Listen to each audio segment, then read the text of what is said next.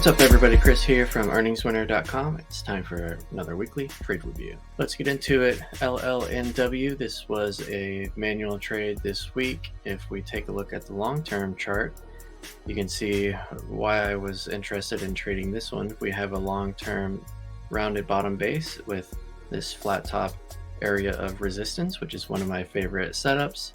And we had earnings here recently, and as you can see, it broke right through that resistance level and started to show strength. So I was interested in trading this stock. So if we zoom in here on a 1 minute time frame, you can see I've added a few bands of resistance and support based on the earnings day price range, which you can see starts right around here.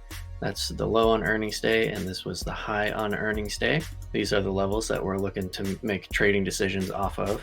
There could have been a potential buy down here, but when it's pulling back like this, after earnings, you don't really know if it's going to deteriorate, especially with the overall markets acting the way that they are. I was really waiting for it to challenge this resistance level, which we started to get on the morning of the 25th. I was buying here at 425.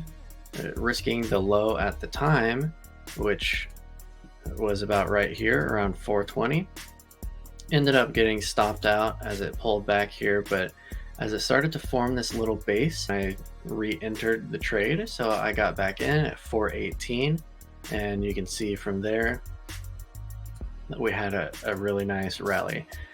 The important thing to note on this particular trade is when I was buying up here at 425 and risking below 420, there was more risk compared to when I was buying at 418 and risking 417. That means I can buy more shares on this re-entry than I did the first time. Even though I had a small loss here, the increased size that I was able to take and the fact that I was actually turned out to be right on this move really made this small loss a no factor. And that's really what we're trying to do in all of these trades, is we're just trying to limit our risk, go big on low risk, high reward setups, and make the best trade that we can. HPQ had earnings back in November, and it's had a couple of really good moves when it started to pull back sharply with the overall market and looked to hold this band of resistance from earnings day back here.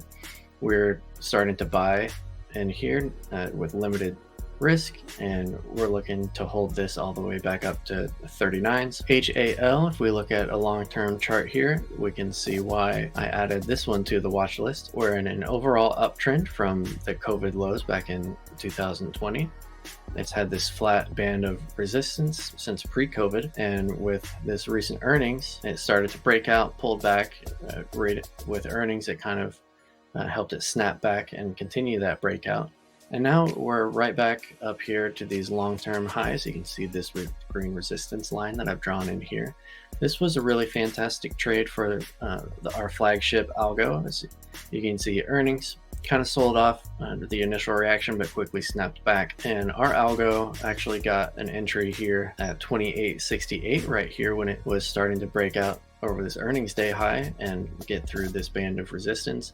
And this surged all the way up to 31 in the same day. We ended up taking profits on 2 of our price targets and raised our stops incrementally, and eventually ended up hitting our 3rd price target up in the mid 31s. We hit our upside objective and we're on the sidelines. RTX, this was a stock that I added to the watch list because it had been forming this multi-month base, and it was coming up on this long-term band of resistance. I was hoping earnings would help propel this through that resistance level and form a breakout up to 100 and new all-time highs. So I took a trade as this was breaking out above the earnings day high, and just didn't happen, and it's just kind of been chopping around and going sideways the last couple of days. Took a small loss on the trade, but we'll keep an eye out on this one and buy.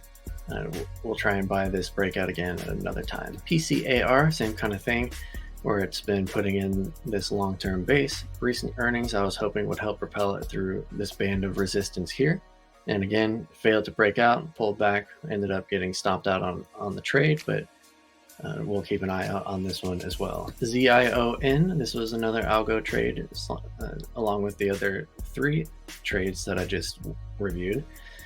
You can see why I added this one to the list, because it's in a long-term uptrend. It has this band of resistance going back all the way to 2018. It started to make new highs, pulled back with the overall markets recently, and earnings helped to snap that back up near all-time high resistance. You can see this band of resistance here from October 2021, and that's kind of where we're hanging out. We're still long on this one, haven't been stopped out yet.